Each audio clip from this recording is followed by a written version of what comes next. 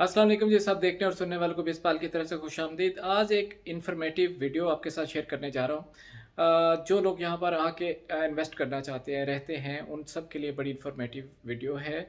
आपको बड़ी अच्छी तरह से पता होगा कि कितना शदीद किस्म का यहाँ पे ज़लज़ला आया था तुर्की में। उसके बाद इन्होंने कुछ पॉलिसीज़, कुछ एसओपी सेट कर दी हैं। उनमें से इस्तांबुल, स्पेशली यूरोपियन साइड की मैं बात कर रहा हूँ कि काफ़ी सारा इनका रेड जोन में एरिया है। कुछ येलो में आता है, लेकिन ग्रीन एरिया कौन सा है, ग्रीन जोन कौन सा है, कहाँ पे आप बिल्कुल सिक्योर हैं, अर्थक्वेक की जो चांसेस हैं उनसे बचते हैं, वहाँ पर कम से कम चांसेस हैं। ये तो अल्लाह की मर्ज़ी है, नेचुरल डिज़ास्टर है, कहीं भी कभी भी किसी वक्त भी आ सकता है। लेकिन कुछ पैरामीटर्स होते हैं जिसकी बुनियाद पे टेक्नोलॉजी के लिहाज से डिटरमिन किया जा सकता है कि ये एरिया सेफ़ है और ये डेंजरस है। तो जब अर्थक्वेक आया, काफ़ी सारे डाउट्स आए, यहाँ पे सारे लोग डरे हुए थे। तो इन्होंने, गवर्नमेंट ने क्या पॉलिसी अडॉप्ट की कि इन्होंने किया कि जो लोग पुरानी बिल्डिंग्स में रह रहे हैं, ऐसी-ऐसी बिल्डिंग है यहाँ पे जो 100 साल से भी पुरानी है और वहाँ पर काफ़ी सारे लोग रहते हैं। इसके अलावा कुछ कंस्ट्रक्शन के इशू थे। इन्होंने वो सारी बिल्डिंग्स का एग्ज़ामिन करना शुरू कर दिया।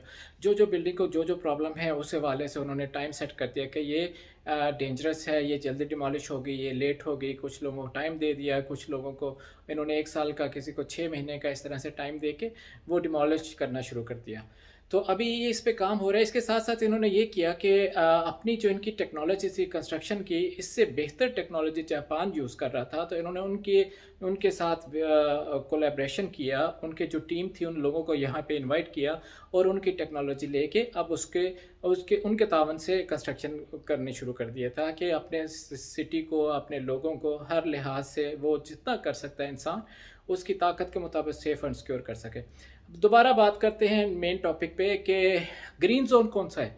ग्रीन जोन अभी इन्होंने जो डिटरमिन किया है वो सारी एक्चुअली एग्रीकल्चर लैंड थी, ज़रई अराजी थी। ज़रई अराजी को उन्होंने अलाउ कर दिया कि यहाँ पर रेजिडेंशियल्स, कमर्शियल प्लाट्स और घर, विलाज, अपार्टमेंट सब बन सकते हैं।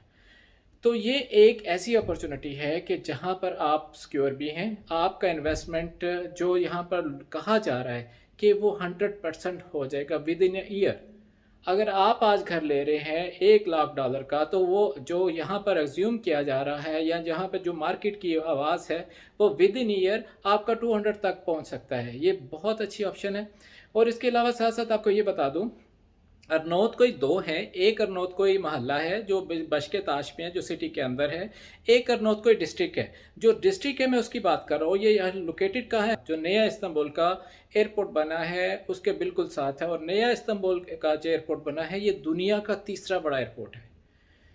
इसके अलावा वहाँ पर अब देखें, जब ये अनाउंस हुआ कि ज़रई अराज़ी को वो कन्वर्ट करने जा रहे हैं या उसको परमिशन देने जा रहे हैं कि यहाँ पर रेजिडेंशियल और कमर्शियल अपार्टमेंट्स, बिल्डिंग्स, प्रोजेक्ट्स बन सकते हैं, तो उसके बाद जितने बड़े-बड़े यहाँ पर डेवलपर्स हैं और जितने फाइनेंस कंपनीज़ हैं उन्होंने वहाँ पे इन्वेस्ट करना शुरू कर दिया है।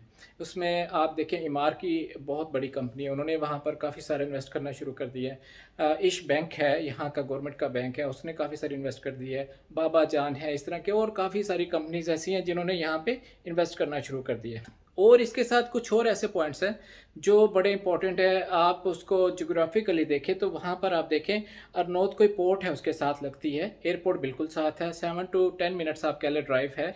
इंडस्ट्रियल जोन है बहुत बड़ा यहाँ पे। वो जो इसको और डेवलप करेंगे, जो वहाँ के ये सारे फीचर्स, इसलिए बताने का मकसद ये है कि ये हर लिहाज से अगर आप देखें तो बड़ा ज़बरदस्त है। और जो नई ट्रेन बनी है जो इस्तांबुल एयरपोर्ट को सिटी से कनेक्ट करती है, उसके 2 स्टॉप इन्होंने एयरपोर्ट पे अरनोद कोई में बनाए हैं, जिसकी वजह से ऑलरेडी प्राइसेस काफ़ी ऊपर चले गए हैं। लेकिन अभी जो इन्होंने किया है कि ज़रई ज़मीन को इन्होंने क्या कर दिया कि अलाउ कर दिया है कि रेजिडेंशियल के लिए, इससे प्राइसेस कहाँ से कहाँ पहुँच जाएगी, आपकी सोच है। अच्छा, इसके साथ इन्होंने किया है, कनाल इस्तांबुल का भी वहाँ से गुजरता है। ये बहुत प्लस पॉइंट है। कनाल इस्तांबुल न्यू बॉस्पोर्स है और ये इतना बड़ा प्रोजेक्ट है जो तुर्की की पूरी हिस्ट्री बदल के रख देगा।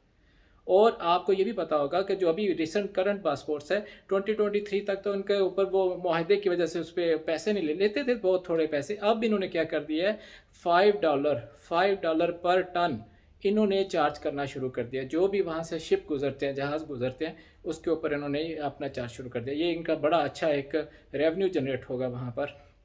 इन लोगों की बहुत अच्छी बात है। तुर्की के लोग अपने लोगों के लिए, अपने कंट्री के लिए बहुत अच्छा सोचते हैं, बड़े सिंसियर हैं। ये चीट नहीं करते। आप देखेंगे कि इसको उन्होंने नाम दिया यनी इस्तांबुल, यनी शहर। आप देखेंगे कि नियर फ्यूचर एर्नोत कोई कहाँ से कहाँ पहुँच जाएगा। उसके इर्द गिर्द उसकी जो टेरिटरी देखें, उसके फीचर देखें, तो उसमें सारे प्लस पॉइंट नज़र आते हैं। सेफ जोन है, ग्रीन एरिया में है, ग्रीन उसमें आता है, एयरपोर्ट बिल्कुल साथ है, इंडस्ट्रियल जोन पास है, और उसकी जो नॉर्थ कोई पोर्ट वो पास है, मरीना साथ है, बेशुमार पार्केस हैं, लश ग्रीन एरिया है। आप इसमें कोई नुक्स नहीं निकाल सकते। अच्छा, इसमें और काफ़ी सारी चीज़ें हैं कि एक्चुअली ये तकरीबन 165 किलोमीटर का एरिया, टोटली 165 किलोमीटर का एरिया है जिसको उन्होंने ग्रीन जोन डिक्लेयर कर दिया है। और इसके ऊपर उन्होंने, इन लोगों ने, तुर्कों ने बहुत काम किया हुआ है। उसके बाद इसमें उन्होंने डिक्लेयर किया है। अभी ये अपने लोगों को सेफेस्ट प्लेस में, इंसान अपनी ताकत के मुताबिक जो भी करना चाहे कर सकता है। तो टेक्नोलॉजी की मदद से काफ़ी चीज़ें, नेचुरल डिज़ास्टर तो कभी भी आ सकता है, लेकिन कुछ चीज़ें ऐसी होती हैं जो साइंस और टेक्नोलॉजी की मदद से आप उसको बेहतर कर सकते हैं। इसीलिए इन्होंने जापान से टेक्नोलॉजी ली। इसीलिए यहाँ पे उन्होंने जो सेफ जोन था, ग्रीन जोन था, उसको कंसिडर करके उसको नए जहनी इस्तांबुल के नाम से उसको डिक्लेयर कर दिया। वहाँ पे काम होना शुरू हो गए हैं। अभी आप इसको ज़रा एनालिसिस करें तो इसमें यह है कि जो नेपियर्स एरिया है, मतलब अगर आप कंपैरिजन करते हैं इर्द गिर्द के जो नॉर्थ के इर्द गिर्द जो भी एरियाज़ हैं, वहाँ की निस्बत अभी भी प्राइस वहाँ पे कम है। अभी जो इन्वेस्ट करेगा तो उसको नियर फ्यूचर में जो प्रडिक्ट किया जा रहा है कि वो 100%, 100% उसको प्रॉफिट के चांसेस हैं। अभी वहाँ पर आप समझ लीजिए कि $150 पर स्क्वायर मीटर के हिसाब से, तो ये मतलब जगह मिल जाती है। लेकिन ये आपको नियर फ्यूचर, ये कभी भी, ये मिनिमम पे आप बात कर रहा हूँ, मैक्सिमम तो एक्चुअली डिपेंड करता है रोड के नज़दीक है, एयरपोर्ट के नज़दीक है, इंडस्ट्रियल जोन के नज़दीक है, उस हिसाब से ये वेरी करते हैं। मैं आपको मिनिमम प्राइस बता रहा हूँ। ऊपर जाते जाएँ तो लोकेशन और चीज़ें, साइट चेंज होती जाए तो प्राइसेस चेंज हो जाती हैं। तो जैसे मैं पहले बताया कि देखें, पेगासस एयरलाइन है, तुर्किश एयरलाइन है। आप नियर फ्यूचर में देखेंगे कि वहाँ पर कंस्ट्रक्शन ऑलरेडी शुरू हो गया। मैं वहाँ पे जाके भी आपको वीडियो बना के दिखाऊंगा। ये कंस्ट्रक्शन हो रही है, 5 स्टार 7 स्टार होटल्स बन रहे हैं, बहुत बड़े स्पोर्ट्स के उसके स्टेडियम बन रहे हैं। उसके अलावा पूरा एक ज़ू बन रहा है बहुत बड़ा, जो कह रहे हैं कि पूरे तुर्की का सबसे बड़ा ज़ू होगा। एयरपोर्ट उसका बहुत बड़ा, अब ये बहुत वहाँ एक्सपेंड करना, एक्सपेंशन होनी है, उसमें काफ़ी सारी चीज़ें हैं। तो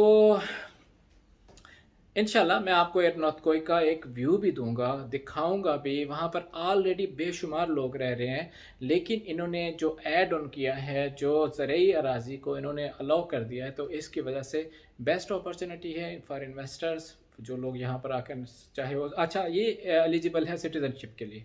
वहाँ पर आके अगर आप उस पर सिटीज़नशिप लेना चाहते हैं तो वो भी आपको मिल सकती है। लेकिन बाकी रिक्वायरमेंट अप टू 400 है, जो सुना जा रहा है शायद कम हो जाए। लेकिन जब कोई प्रॉपर न्यूज़ आएगी तो वो मैं शेयर कर दूँगा। तो दूसरा ये है कि अगर आप छोटा घर लेते हैं 75,000 का, 80,000 का, तो उस वो भी वहाँ पर नफूस हो जाता है। ये एरिया खुला है, मतलब क्लोज नहीं है, जैसे फाती है, एफजिलर है, दूसरे डिस्ट्रिक्ट है, शिशली शहर के अंदर एहसन योट वगैरह, ऐसा नहीं है। वहाँ खुला है, अगर कोई भी बंदा घर लेता है, इवन रेंट पे भी लेता है, तो वहाँ पर नफूस हो जाता है। तो मेरा मकसद यही था कि एक लंबी होगी वीडियो। आपको इससे रिलेटेड कोई भी, किसी को कोई भी क्वेश्चन हो तो वो मुझसे पूछ सकता है। अपना बहुत सारा ख्याल रखिएगा। नेक्स्ट वीडियो में इंशाल्लाह ताला आपको फिर नए टॉपिक के साथ मिलूँगा। अल्लाह हाफिज़।